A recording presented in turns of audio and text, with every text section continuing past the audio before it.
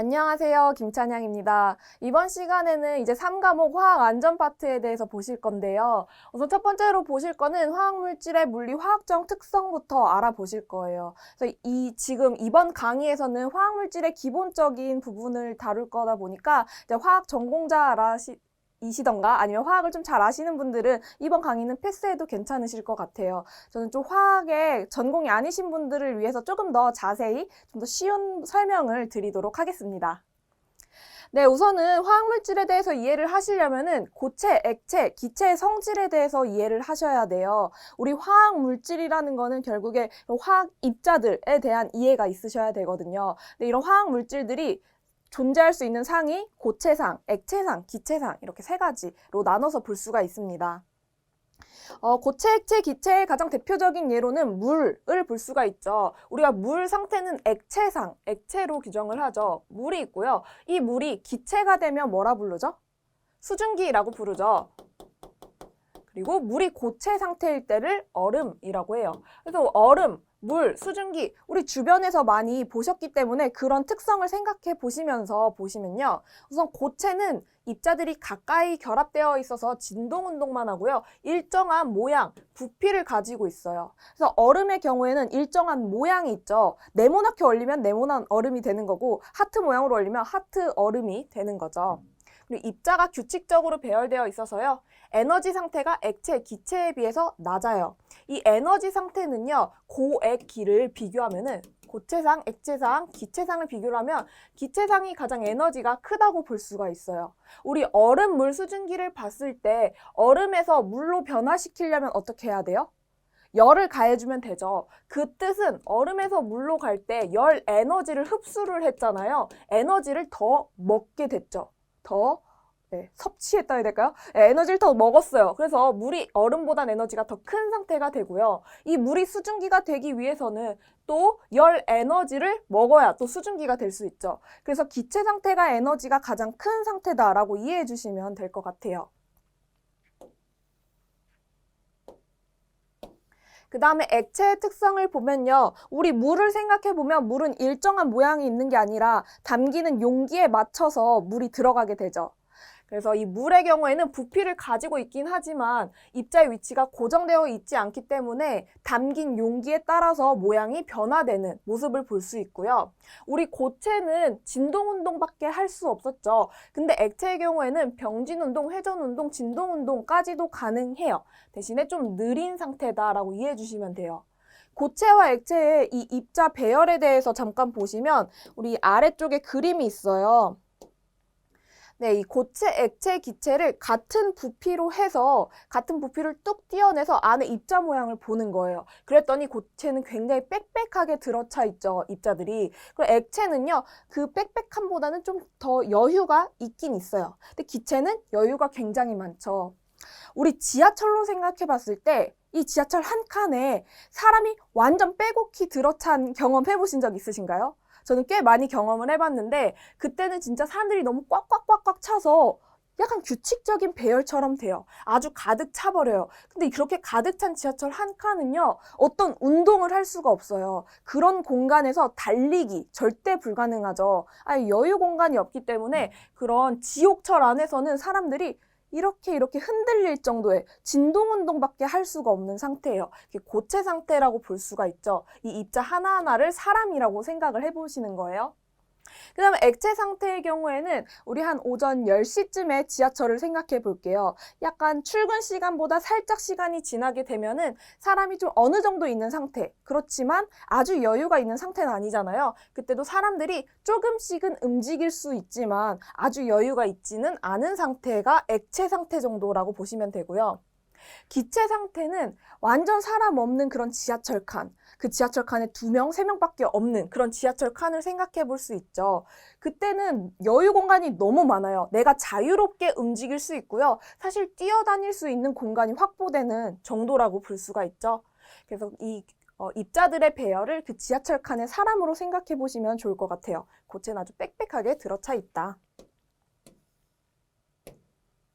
네, 그래서 액체의 운동 에너지는 기체에 비해서는 작겠죠. 기체는 뛰어다닐 수 있고요. 막 돌아다닐 수 있어요. 그래서 기체가 운동 에너지가 가장 큰 상태다라고 볼 수가 있죠. 그리고 분자 간의 간격은요, 기체보다는 좁고 고체보다는 넓은 편인 거죠. 그래서 액체는 부피 변화가 온도 압력 변화에 의해서 크지는 않아요. 이 뜻은 기체의 경우에는 기체는 온도와 압력 변화에 의해서 부피 변화가 굉장히 클 수가 있죠. 풍선 생각해 볼까요? 우리 기체. 풍선 안에는 기체가 공기가 들어있죠. 근데 이 풍선은요, 그냥 내비두게 되면은 점점 쪼그라들면서 부피가 확 작아지는 것도 느끼실 수가 있잖아요. 그래서 이 기체의 경우에는 부피 변화가 크다고 볼 수 있어요. 우리 물의 경우에는 물을 압축시키는 정도, 물풍선 생각해 보면은 우리가 물풍선을 눌러봤자 터지기 전까지는 많이 세게 누를 수가 없어요. 근데 일반 공기가 들어있는 풍선의 경우에는 이 고무가 약하지 않다면 이렇게 푹 눌렀을 때 좀 많이 누를 수가 있죠. 그래서 기체와 액체의 그 압축할 수 있는 정도는 또 차이가 있죠. 그래서 더 쉽게 말하자면은 그냥 액체는 온도 압력 변화에 의한 부피 변화가 크지 않고 기체는 온도 압력에 따라서 부피 변화가 크다. 이렇게만 알아두셔도 될 것 같아요. 네, 그 다음에 기체. 기체는 용기에 따라서 부피와 모양이 달라지고요. 이거 액체와 비슷한 그런 성질이죠. 분자 사이의 인력이 아주 미약하고요. 병진운동, 진동운동, 회전운동 등 매우 자유롭고 이런 운동 에너지가 가장 큰 상태다. 그리고 가장 잘 압축될 수 있는 물질의 상태예요. 그래서 우리 연구실에서 가스 사용하잖아요. 가스 중에 많은 가스들, 종류들, 압축가스들 들어보셨죠? 뭐 압축 땡땡가스 이런 식으로. 그래서 압축을 할 수 있는 물질의 상태고요. 기체들을 같은 용기에 담으면 균일하고 완전하게 혼합이 됩니다. 각각의 이 입자들이 자유롭게 돌아다닐 수 있기 때문에 완전히 혼합된다 볼 수 있고요. 액체, 고체보다 밀도가 훨씬 작습니다. 그래서 우리 고체, 액체, 기체의 특징을 봤고요.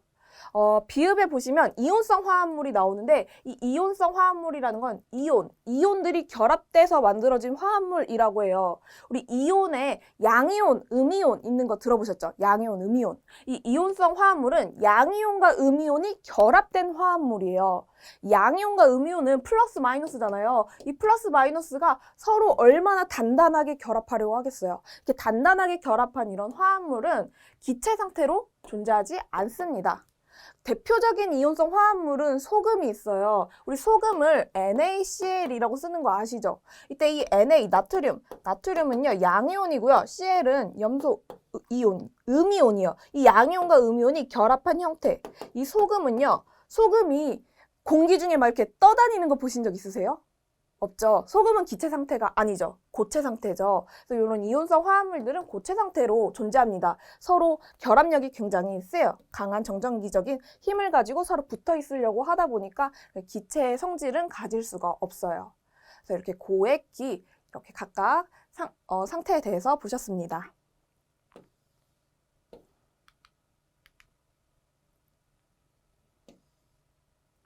네, 두 번째로는 상변화에 대해서 보실게요. 상변화라는 거는 상태 변화를 의미하죠. 우리 앞에서 상태 세 가지 봤죠? 고체, 액체, 기체.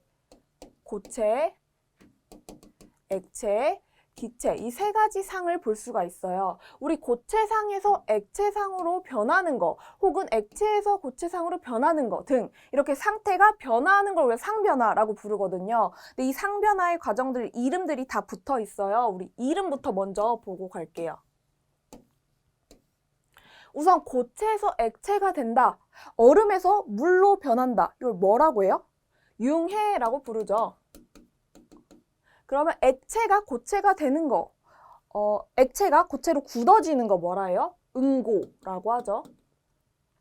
그러면 기체가 액체가 되는 거, 수증기가 물로 변하는 거, 액체처럼 되는 거죠. 액화라고 부릅니다. 액화.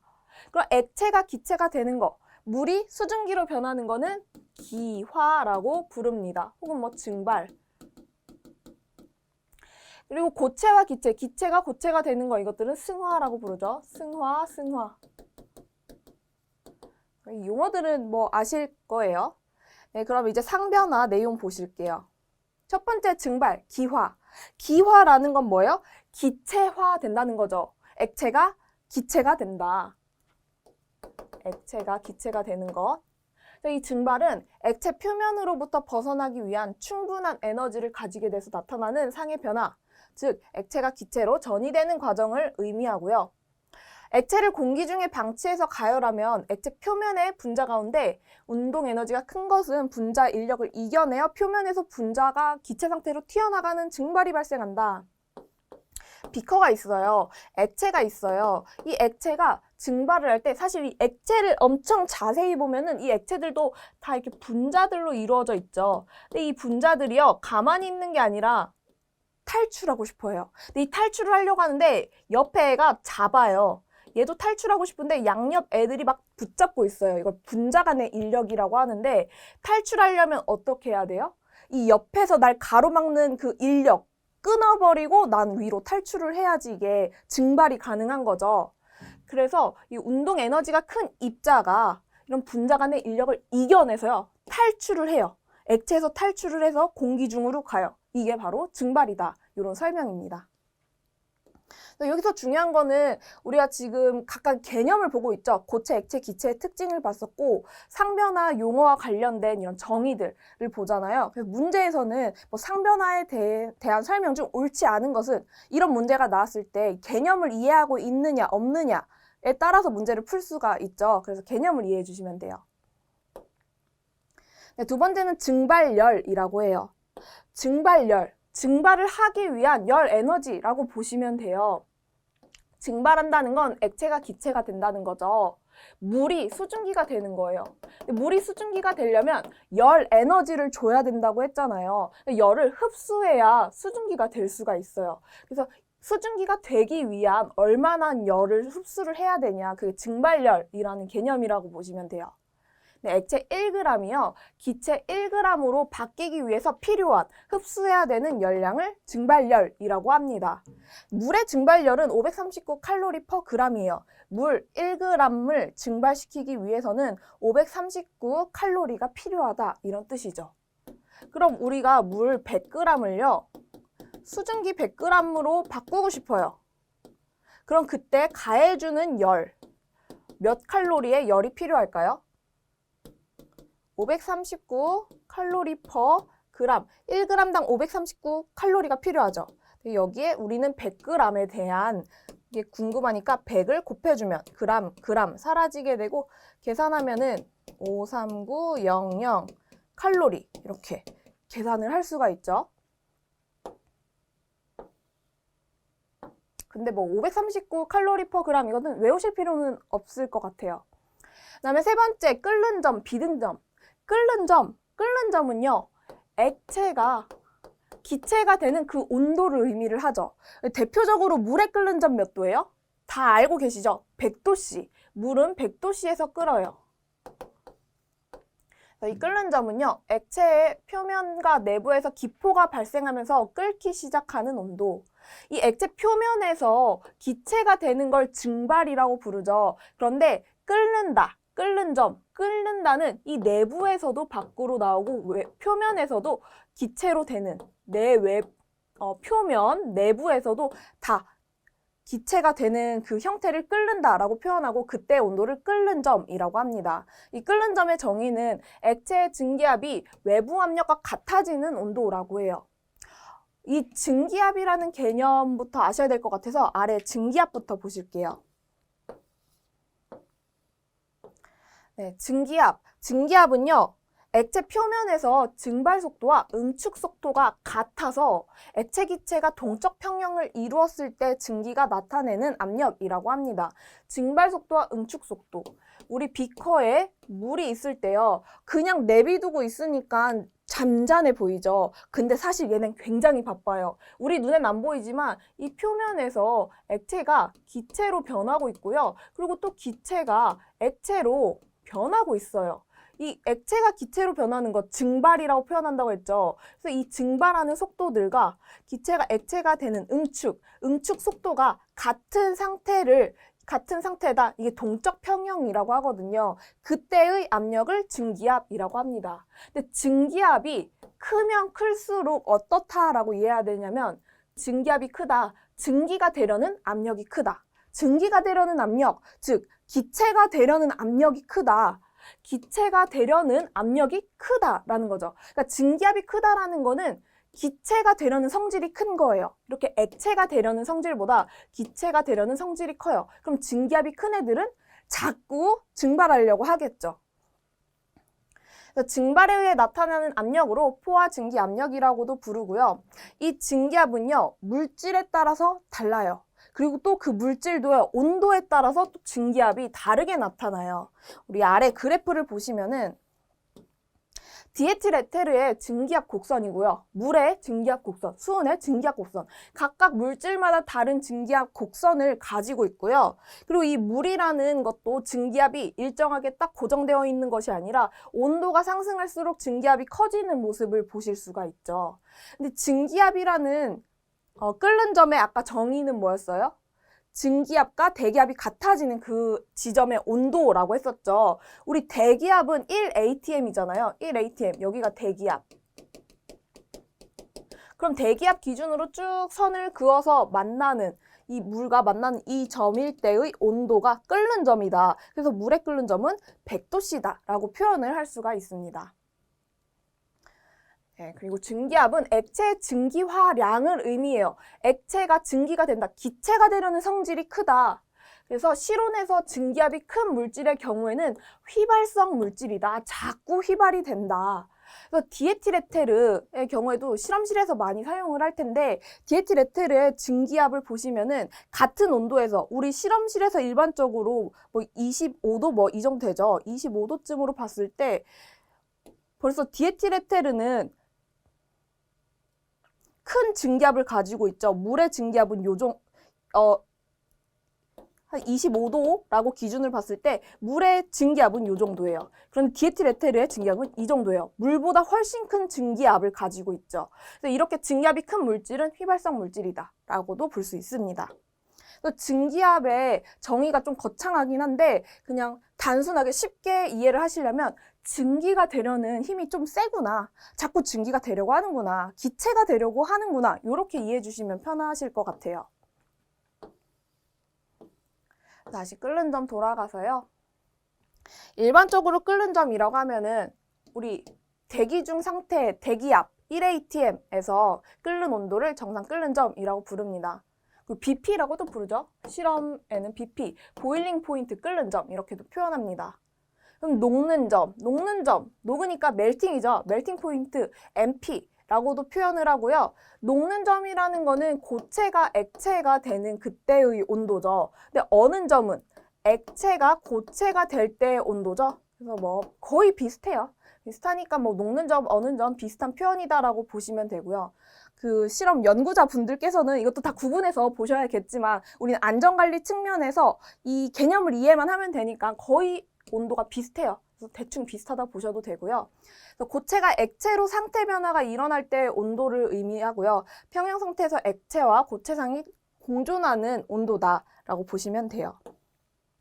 네, 아래 물의 상변화 그래프를 보실 건데 시간에 따라서 온도를 점점 올려줬을 때 물이 어떤 상태로 존재하는지 볼게요. 우선 마이너스 온도일 때는 처음에 얼음이었어요. 근데 시간이 지나면서 온도를 쭉쭉쭉 올려줬어요. 온도를 올려주다가 0도가 되는 순간 0도는 뭐예요? MP, 녹는 점이죠. 얼음이 녹기 시작해요. 녹기 시작하니까 녹고 있는 얼음과 점점 생긴 물이 있죠. 그래서 얼음과 물이 공존하게 됩니다. 녹는 점에서 얼음과 물이 공존하다가요. 온도를 더 올려주기 시작하면 이제 얼음이 다 녹아요. 그래서 물만 있죠. 그래서 물이 점점 온도가 올라가요. 그러다 물의 끓는 점, BP, 100도씨에 다다르게 되면은 이제 물이 수증기로 바뀌게 되죠. 수증기로 바뀌는 중의 물과 새로 생성된 수증기가 함께 공존을 하게 됩니다. 그러다 수증기로 완벽히 다 바뀌고 나면 이제 수증기만 존재하게 되죠. 계속 온도가 올라가게 됩니다.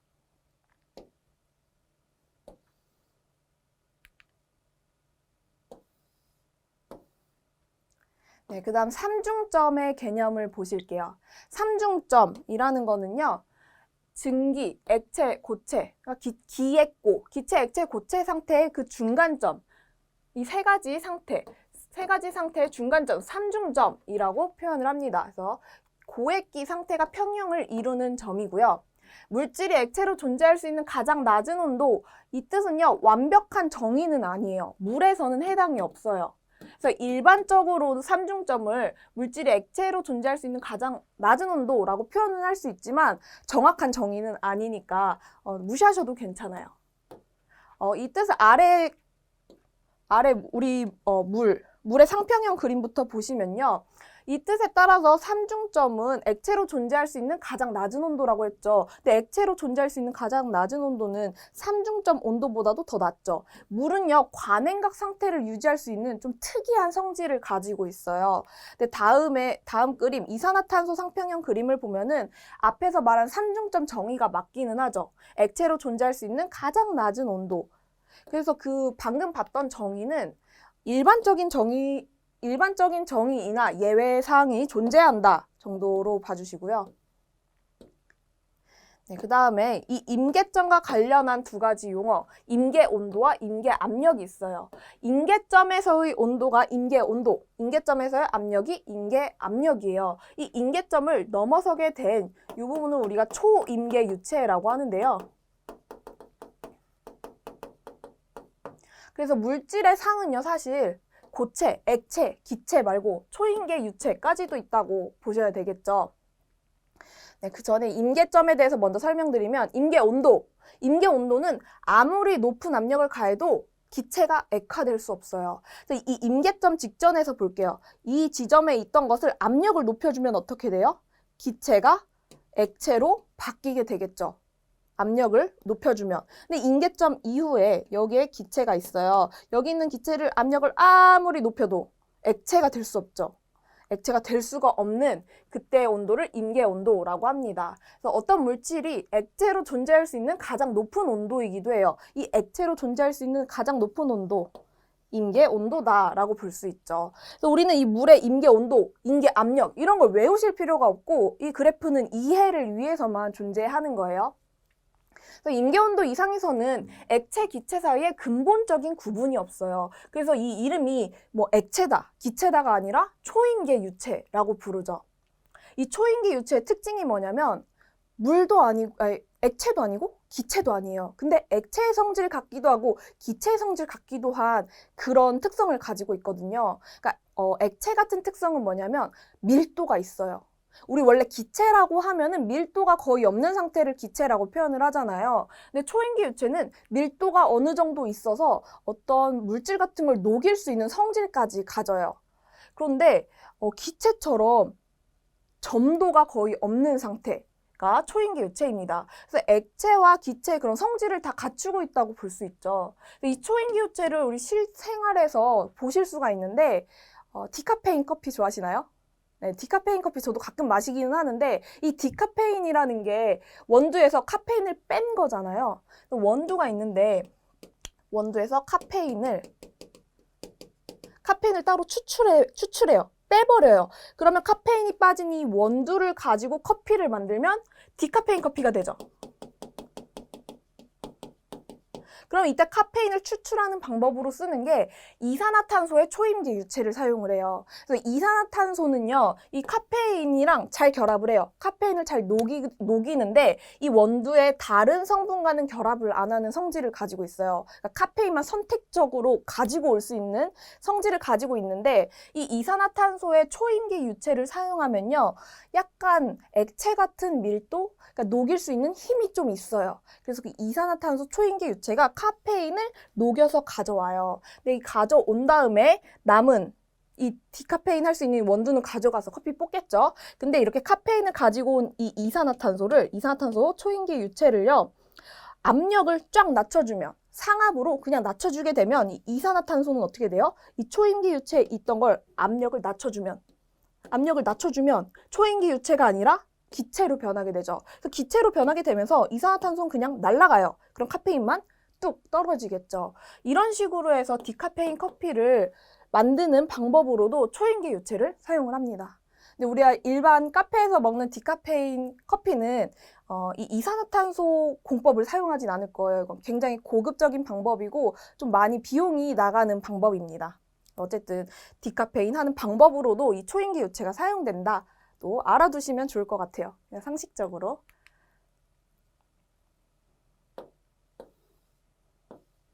네 번째, 압력에 대한 개념이에요. 압력의 정의는 단위 면적의 수직으로 작용하는 힘이라고 해요. 단위 면적에 작용하는 힘이죠. 우리가 면적을 구하는 단위를 어떻게 써요? 여기에 길이 곱하기 여기에 길이 곱하면 이 단위 면적이 나오죠. 보통 몇 미터 하죠. 그럼 이 면적 어떻게 구해요? 이 몇 미터 곱하기 몇 미터 하니까 어떤 제곱미터라는 단위가 나오게 되죠. 그래서 이 제곱미터에 작용하는 힘은 뉴턴 단위를 쓰잖아요. 그래서 이 압력의 단위는 뉴턴 퍼 제곱미터 사용하게 되죠. 뉴턴 퍼 제곱미터를 더 간단하게 파스칼로 통일해버려요. 그래서 1파스칼이라는 건 1뉴턴 퍼 제곱미터다라고 아시면 되고요. 그리고 압력으로 쓸 수 있는 단위는 뭐 파스칼뿐만 아니라 많은 단위들이 있어요. 바도 있고요. 수은주 단위도 있고요. 그리고 뭐 풋사이 단위 뭐 여러 가지 단위들이 있어요. 어쨌든 압력이 의미하는 건 단위 면적당 수직으로 작용하는 힘을 의미를 합니다. 가장 중요한 압력은 대기압이겠죠. 일반적으로 우리 대기압, 그냥 대기 중에 존재하는 압력 1atm으로 정의를 하죠. 이 1atm을요 다른 압력 단위와 환산을 하실 수 있어야 합니다. 그래서 이 표는 외워주시면 좋을 것 같아요. 네, 요 마지막에 있는 단위 풋사이란 단위는 요 파운드죠. 파운드 퍼 스퀘어 인치. 파운드 퍼 스퀘어 인치. 같은 말이거든요. 풋사이라는 단어도 쓰고 많이 쓰는 건 이 메가파스칼 단위 많이 쓰고 ATM 단위 많이 쓰고 단위 환산 문제 또 수은주 단위도 많이 나오죠. 그리고 사업장에서 이 킬로그램 퍼 제곱센티미터 단위도 많이 사용을 합니다. 이런 부분들 외워주시면 단위 환산하실 때 쓰시면 돼요. 단위 환산하는 거 한번 예로 들어볼까요? 만약 문제에서 700mm Hg 수은 압력 단위가 나왔어요. 이거를 ATM 단위로 환산을 해야 된다라고 했을 때 환산하는 방법 해볼게요. 이 700 Hg는 700mm Hg 곱하기 1 해주면 이 등식이 성립하죠. 그러면 1 대신에요. 1 대신에 예를 들어서 5분의 5 이렇게 곱해도 등식은 성립하죠. 그 뜻은 5분의 5라는 게 이 분모와 분자가 같기 때문에 둘이 생략이 돼서 1이 될 수 있고 그리고 700에 1을 곱하나 그냥 700을 두나 같다라고 할 수 있죠. 제가 이걸 왜 설명하냐면 단위 환산할 때 이용하기 좋은 개념이니까 말씀드리는 거예요. 그러면 이 위아래 같은 개념을 넣어도 상관없겠죠. 5 대신에 위아래 같은 개념을 넣어볼게요. 같은 개념. 요거 1atm은 760mm Hg다. 요걸 이용해 볼게요. 얘네 둘은 같은 개념이잖아요. 그래서 얘네 둘을 분자 분모에 탕탕 넣어 볼게요. 분자 분모에 넣을 건데 이게 위에는 1atm, 아래에는 760mm Hg 이렇게 넣어 볼게요. 그래도 되죠. 그래도 등식은 성립해요. 왜냐하면 1atm과 760mm Hg가 같기 때문에 사실상 이 둘은 이렇게 소거돼서 같은 등식이다라고 표현할 수 있잖아요. 그래서 이렇게 위아래로 써줬어요. 그런 다음에 이제 계산을 해볼게요. 자, 계산을 하면은 막 약분 시켜줘야 되겠죠? 자, 약분 막 시켜줄게요. 여기 미리미리 Hg 같죠? 없애줄게요. 위아래. 없애주면은 남는 단위는 뭐예요? ATM만 남게 되죠. 그래서 우리가 구하고자 하는 ATM이라는 단위만 남게 되고 숫자는 700 나누기 760 해주면 되죠. 이거는 뭐 제가 지금 계산하기 싫으니까 이렇게 쓸게요. 700 나누기 760 해서 구한 값 ATM 이렇게 구할 수 있어요. 이 방식을 통해서 우리가 700mm Hg라는 거를 ATM 단위로 단위 환산을 성공했죠.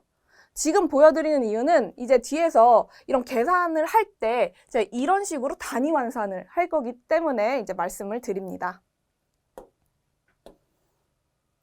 네, 게이지 압력을 보실게요. 게이지 압력은 산업 현장에서 이제 압력 게이지를 읽게 되시죠. 그랬을 때 게이지에 나타난 압력 그 자체가 절대 압력은 아니에요. 그래서 우린 게이지 압력과 대기압과의 관계성을 아셔야 되는데 게이지 압력이라는 거는 절대 압력에서 대기압을 뺀 값이 나타나는 거예요. 즉 게이지 압력에 8이라고 나왔다고 한다면 우리 대기압 8atm이라고 나왔다고 한다면 대기압은 1atm이죠. 사실상 절대 압력 값은 뭐다? 9atm이다 라고 구할 수가 있는 거예요. 그래서 이 식을 조금 바꿔주면 어떻게 돼요? 절대 압력 기준으로 놔주면 대기압을 왼쪽으로 이항시키면 되죠. 절대 압력이라는 거는 게이지 압력에 대기압을 더한 값이다 라고 이해할 수 있습니다. 네, 근데 압력이요 늘 양수만 나오는 게 아니죠. 게이지의 압력 중에 마이너스로 표현될 때도 있어요. 우리 진공압력이라고 하는데 게이지에 마이너스라고 표현이 되면은 이건 진공압이다라고 보면 되고 사실 절대압력이라는 값은 마이너스가 될 수는 없어요. 그러니까 만약에 그 게이지에 마이너스 1atm이라고 해볼게요. 마이너스 1atm이라고 나왔다라는 거는 마이너스 1atm이 아니라 마이너스 0.5 예를 들어서 마이너스 0.5 atm이라고 나왔다라는 거는 절대압력이 마이너스 0.5라는 게 아니죠. 대기압은 1 atm이고 우리가 절대압력은 게이지압 더하기 대기압이죠. 게이지압이 마이너스 0.5가 나왔기 때문에 그때의 절대압력은 0.5 atm이다 라고 볼 수가 있어요.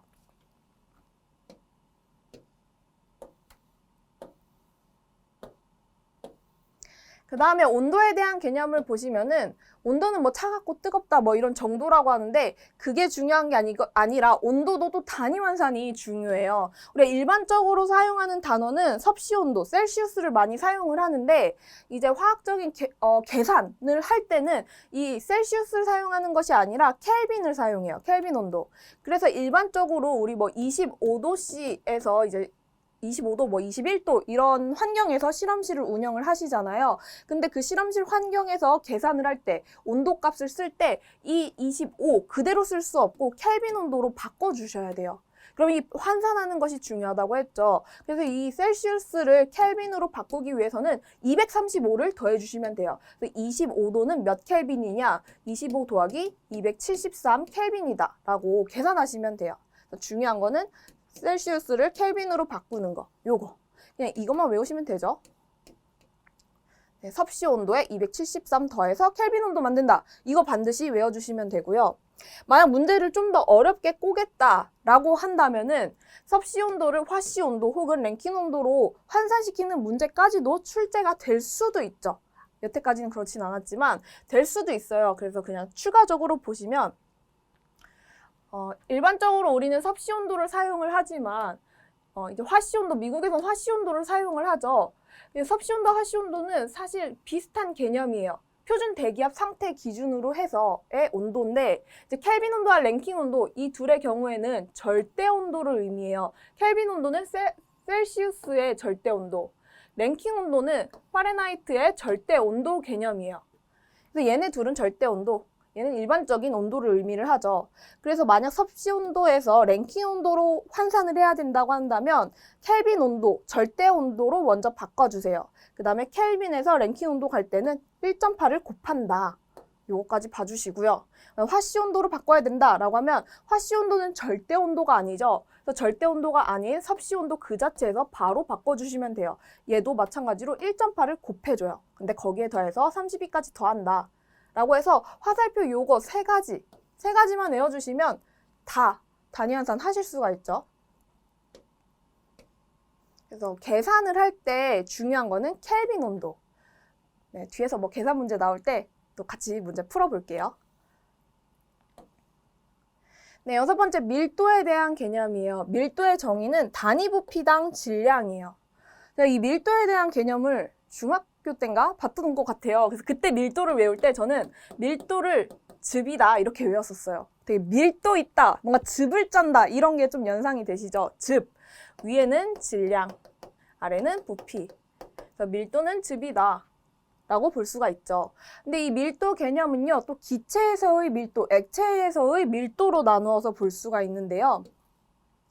우선 증기밀도 개념부터 볼게요. 증기밀도. 증기 밀도는 어떻게 구할까요? 증기의 질량을 증기의 부피로 나누면 그게 증기 밀도가 되겠죠. 액체 고체에서 발생된 증기가요. 일정한 최적에서 차지한다. 이게 부피 뜻이잖아요. 부피의 증기의 질량이다. 증기 밀도에 따라서 누출 시 증기의 상하 확산 형태가 결정된다.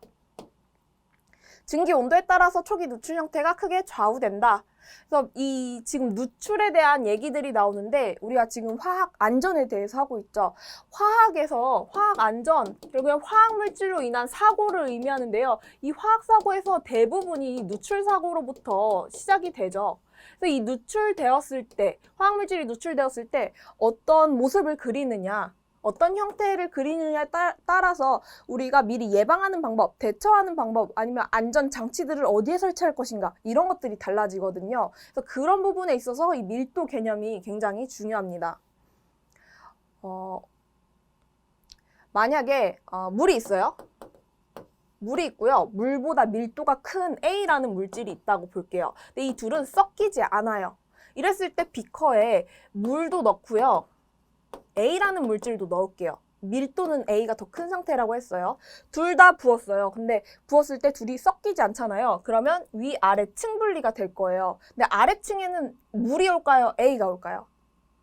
A가 오겠죠? A가 밀도가 더 크기 때문에, 더 단위 부피당 무겁기 때문에 A가 아래로 가라앉고 물은 위로 뜨는 그런 형태를 가지겠죠. 그래서 이거를 가스에서도 증기에서도 생각을 해볼게요. 우리 실험실 공간이 있어요. 공간이 있는데 이 실험실 공간을 채우고 있는 기체는 뭐예요? 공기죠.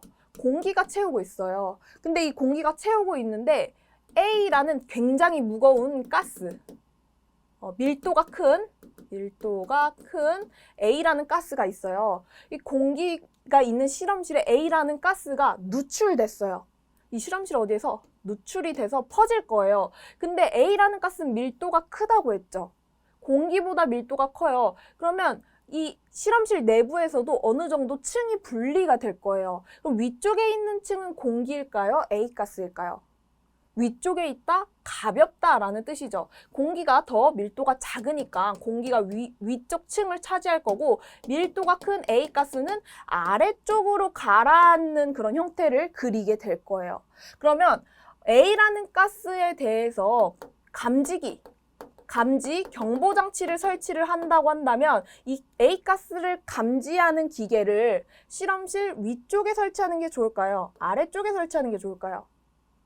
아래쪽에 설치해야 되겠죠? 아래쪽에 설치해야 A가스가 아래쪽으로 누출이 되면서 이 경보기에 빨리 닿게 되겠죠. 그래서 경보 삐용삐용 울리게 될 거예요.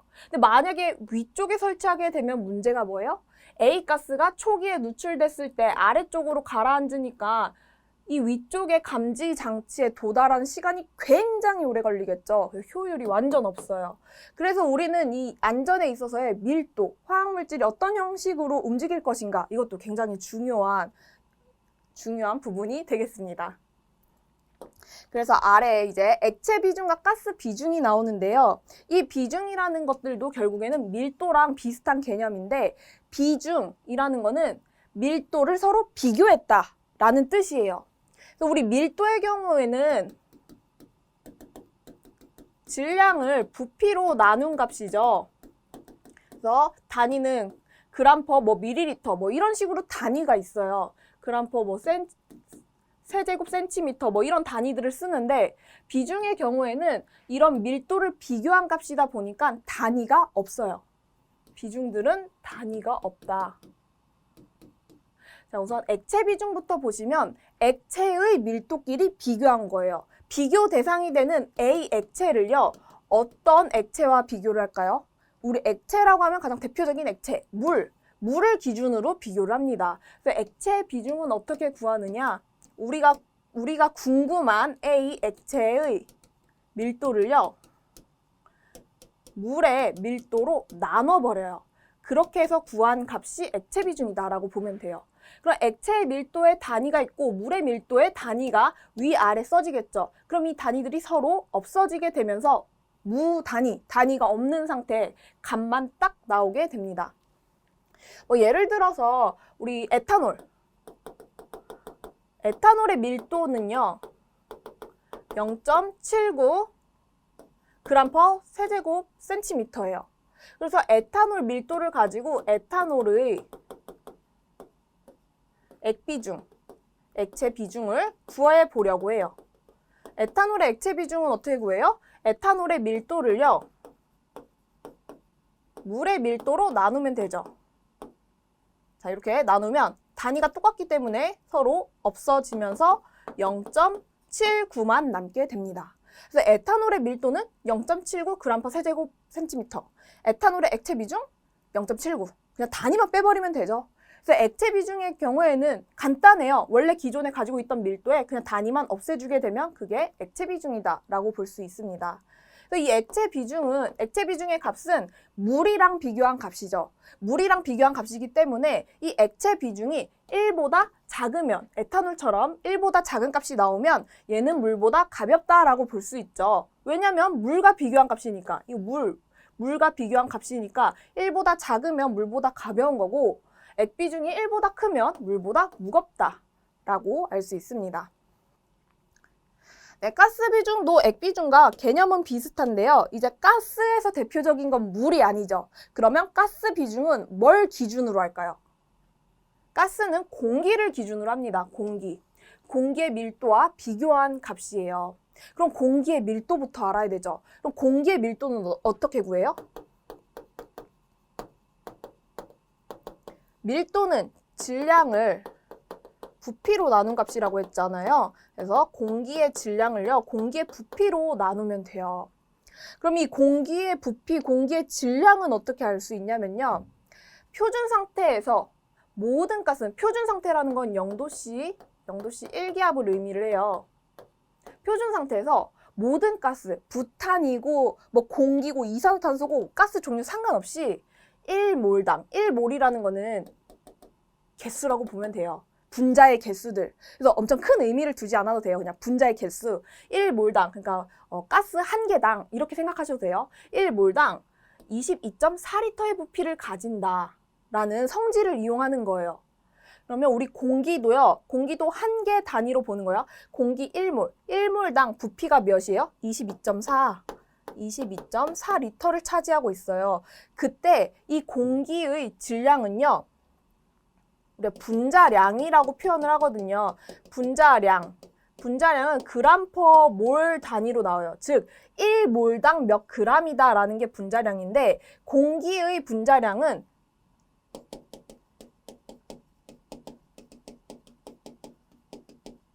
공기의 분자량은 29g/몰이에요. 공기 한 개당 29g을 차지하고 있거든요. 근데 공기 1몰당 부피는 22.4리터죠. 공기 1몰당 29g이죠. 이렇게 쓸 수가 있어요. 그래서 공기의 밀도는 29g/22.4리터다. 이렇게 공기의 밀도를 구할 수가 있죠. 근데 가스 비중은요. 어떤 특정 가스 비중 A라는 가스의 비중을 구하고 싶어요. 그러면 A라는 가스의 밀도, A 가스의 밀도를 공기 밀도로 나누어 줘야 되잖아요. 근데 우리 공기 밀도는 구했죠. 공기 밀도는 29g/22.4리터예요. 그럼 가스의 밀도는 어떻게 구해요? A라는 가스의 밀도도 부피는 22.4리터로 같잖아요.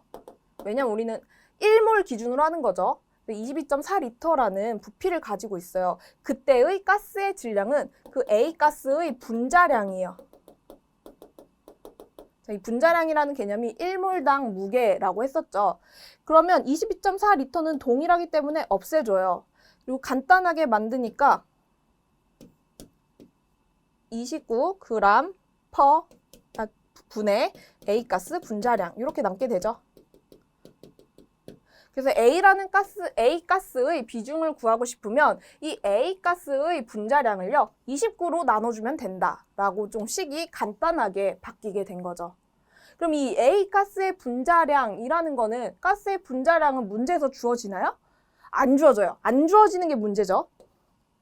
그러면 이 분자량이라는 거는 무게라고 했었잖아요. 그러면 이 무게를 어떻게 구하냐? 무게를 구하기 위해서는 우리가 원자량이라는 걸 알아야 되는데 제가 자꾸 이런 용어들을 말씀드리면 화학 전공하신 분이 아니면 헷갈리실 수가 있죠. 그래서 좀 쉽게 생각할 수 있는 방법을 생각해 보는데요. 이제 메탄을 예로 들어볼게요. 메탄. 이제 화학식은 근데 외워주셔야 돼요. 메탄이라는 거는 CH4라는 가스예요. CH4. 근데 CH4라는 거는 C가 하나가 있고요. H가 4개가 결합되어 있는 형태가 메탄이에요. 어떻게 생겼냐면 탄소를 기준으로 H가 이렇게 매달려 있는 형태예요. 이 C는요, 이 매달려 있다고 했죠. 이 각각의 원자들은요, 팔을 가지고 있어요. 팔, 손을 가지고 있어요. 근데 이 손들이 서로 맞잡아야 이렇게 연결이 돼요. 근데 탄소는 4개의 손을 가지고 있고요. 수소는요, 하나의 손을 가지고 있어요. 그렇게 보면은 이 탄소는 손이 4개라고 했죠. 그래서 이 손 하나와 이 수소의 손 하나가 서로 맞잡아서 이렇게 연결이 된 거고요. 또 남는 이 수소 하나가 탄소의 요 팔과 또 이렇게 연결이 되면서 여기 손 맞잡았죠. 그리고 또 다른 수소 하나가 탄소 손과 맞잡아서 이렇게 또 연결이 되고요. 또 이렇게 연결이 된 거예요. 그래서 메탄은 CH4예요. 근데 이 메탄의 무게, 분자량을 알고 싶으면요. 탄소의 무게, 하나의 무게 더하기 수소의 4개의 무게를 더하면 이 메탄의 무게가 나와요. 그래서 탄소의 무게는 12고 수소의 무게는 1이에요. 그럼 메탄의 무게 구해볼까요? 탄소가 하나가 있죠. 12 더하기 수소 1의 무게를 가진 애들이 4개가 있잖아요. 4 더하면 16. 그래서 메탄의 분자량은 16이다 라고 구할 수가 있어요. 그래서 메탄의 분자량을 구하고 싶으면 메탄의 화학식을 외우고 있어야 이걸 계산할 수 있죠. 메탄의 화학식을 외우고 있고 탄소는 12, 수소는 1을 외우고 있어야 이제 구할 수가 있는 그런 부분이 있죠. 그래서 이 메탄 분자량 구한 거 가지고 메탄의 가스 비중을 구해볼게요. 메탄 가스 비중. 메탄의 가스 비중은 메탄의 분자량인 16을요. 공기의 분자량인 29로 나누어 주면 되죠. 이 값을 구하면 1이랑 비교했을 때 1보다 큰가요? 작은가요? 1보다 작죠. 1보다 작으면 공기보다 가볍다. 메탄은 공기보다 가벼워요. 그래서 메탄가스가 누출이 되면 실험실 안에 메탄가스 누출이 되면 위로 갈까요? 아래로 갈까요? 위로 가겠죠. 공기보다 가벼우니까. 그럼 이제 메탄 말고 부탄을 볼게요. 부탄은 탄소가 4개짜리고요. 8, 10. 수소가 10개짜리예요. 근데 이게 잘 외워지지 않으실 수도 있거든요. 그러면 이제 8의 개수를 따져보면 돼요. 8의 개수를 따질 때 우선 탄소 기준으로 막 나열해 주시면 돼요. 탄소 4개가 있죠. 탄소 4개끼리 서로 손잡기예요. 그렇게 하고 나서 탄소는 팔이 4개씩 있어야 된다고 했죠. 1, 2, 3, 4, 1, 2, 3, 4, 1, 2, 3, 4, 1, 2, 3, 4 이렇게 팔을 그려줄 수 있어요. 근데 맞잡은 애들도 어쨌든 팔이 얘손 이렇게 맞잡은 거죠. 어쨌든 연결이 되어 있어요. 그럼 남은 칸들에 다 수소 팔들을 연결해주면 돼요. 수소. 자, 이렇게 하면은 탄소 4개, C 4개, H 몇 개요? 1, 2, 3, 4, 5, 6, 7, 8, 9, 10, 10개죠. 이렇게 해서 탄소 4개, 수소 10개구나를 알아낼 수가 있어요. 그리고 이 부탄의 이제 무게, 분자량을 구해볼게요. 얘네의 무게는 어떻게 구해요? 얘네 전체 무게들을 더해주면 되겠죠. 탄소 하나의 무게는 12잖아요. 근데 탄소가 4개가 있으니까 12 곱하기 4 더하기 이제 수소의 무게는 1인데 수소가 10개가 있어요. 그래서 요거 계산해주면 어떻게 돼요? 48 더하기 10이니까 58이죠. 그래서 부탄의 가스 비중은 부탄의 분자량인 58을요. 공기의 분자량인 29로 나눠주면 되죠. 그래서 이 값은 1이랑 비교했을 때 1보다 크더라. 1보다 크다. 그럼 공기보다 무겁다. 공기보다 무거우니까 부탄가스가 세게 되면 아래쪽으로 가라앉게 되는구나를 알 수가 있죠. 그래서 왜 우리 부탄가스 누출되면은 빗자루로 쓸듯이 해서 밖으로 빼내라 라고 하는 이유가 부탄가스는 공기보다 무겁기 때문에 1보다 비중이 크죠. 그렇기 때문에 아래쪽에 체류하는 경향을 보이게 됩니다. 그래서 액비중, 증기비중 중요합니다.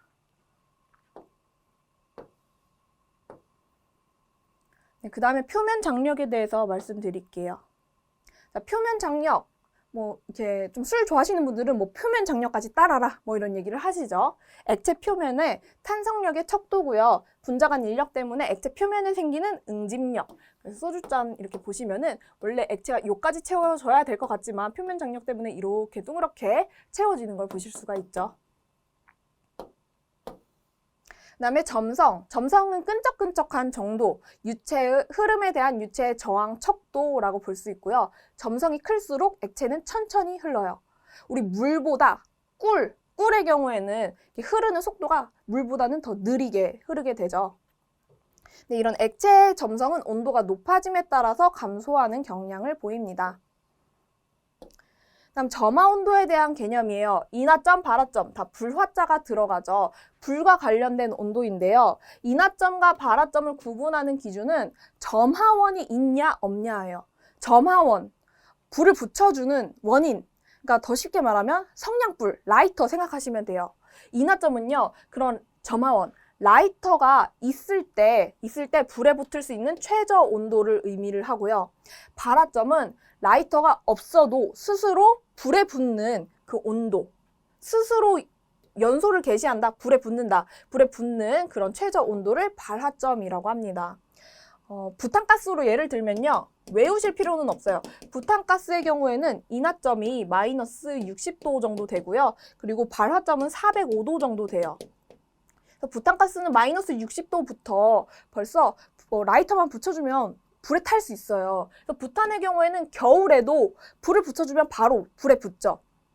근데 만약에 마이너스 60도보다 더 낮은 환경, 만약 마이너스 70도인 환경에서 부탄에 불을 붙여주면 불이 안 붙을 거예요. 왜냐면 불에 붙을 수 있는 최저 온도는 마이너스 60도이기 때문이겠죠. 그래서 인하점이 낮으면 낮을수록 불에 붙을 확률이 높아지니까 더 위험한 물질이다라고 할 수 있겠죠. 네, 이 부탄은요, 또 발화점은 405도죠. 그래서 부탄가스를 냅두고 있다가 어떤 환경에서 온도가 406도, 막 500도 이렇게 됐어요. 그럼 부탄은 라이터를 붙여주지 않더라도 불에 휩싸일 수가 있어요. 그래서 발화점과 인하점의 차이는 점화원의 유무, 점화원이 존재했을 때, 존재 안 했을 때 불에 붙을 수 있는 최저 온도를 의미합니다. 그 다음에 pH 수소이온 농도예요. 산성 염기성을 나타내는 척도로 pH가 7보다 낮으면 산성, 7보다 높으면 염기성이에요. 이 pH가 0부터 14까지 기준으로 가운데는 7이 있죠. pH가 7일 때는 중성이라고 하고요. 이 7보다 작은 부분을 우리가 산성, 7에서 14 사이를 염기성이라고 부릅니다. 그래서 이 pH 값을 구하는 공식은 마이너스 로그 수소이온의 농도, 그러니까 수소이온 농도를 마이너스 로그로 씌워버리면 되는 거죠. 네, 이 pH 구하는 문제는 안 나올 것 같아요, 아마도. 그래서 이 개념에 대해서 이해해 주시면 돼요. pH가 7보다 작으면 산성이고 높으면 염기성이다. 네, 11번째 기체의 법칙이에요. 이 기체의 법칙에서도 기체 법칙 중에 가장 유명한 법칙은 이상기체 방정식이지 않을까요? 이상기체 방정식, PV는 nRT 많이 들어보셨을 거예요. 근데 이 이상기체 방정식이 어떻게 생겼냐면요. 아보가드로의 법칙, 보일, 샤를의 법칙을 조합해서 만든 게 이상기체 방정식이에요. 우린 보일의 법칙, 샤를의 법칙, 아보가드로의 법칙을 먼저 보고 오실게요. 자, 우선 보일의 법칙. 자, 이 파트, 기체 법칙에서는요, 각 법칙들이 있죠. 각 법칙에서 의미하는 바가 뭔지 아셔야 될 것 같아요. 다음 중 기체 법칙으로 옳은 설명이 아닌 것은 하고, 보일의 법칙은 아보가드로의 법칙의 설명을 가져와서 보일의 법칙은 이러이러한 법칙이다 이렇게 나오면 틀린 거 체크를 해주셔야 되죠. 그래서 그 각 법칙에서 말하는 바를 이해해 주시면 되는데, 보일의 법칙의 경우에는 우선 우리 지금 보실 게 보일의 법칙과 샤를의 법칙, 아보가드로의 법칙인데 이 세 가지 다 기체의 부피에 대한 설명인데 이 부피에 대한 설명을 하는 것들이 다르다고 보시면 돼요. 보일의 법칙은 압력, P에 따라서 압력에 따라서 기체의 부피가 달라진다. 네, 압력은요, 기체 부피에 반비례한다를 말을 하고 있어요. 온도가 일정할 때 기체의 압력은 기체의 부피에 반비례한다. 자, 이 말을 보시면은 기체의 부피가 있죠. 압력이 있어요. 반비례 그래프 이렇게 그릴 수가 있어요. 이렇게 그리고 설명을 하면은 풍선이죠. 아까 또 설명드렸던 풍선. 풍선에 공기가 차 있어요. 차 있는데 우리가 압력을 주게 하면은 이 풍선을 찌그러뜨릴 수가 있죠. 더 작은 부피로 만들 수 있죠.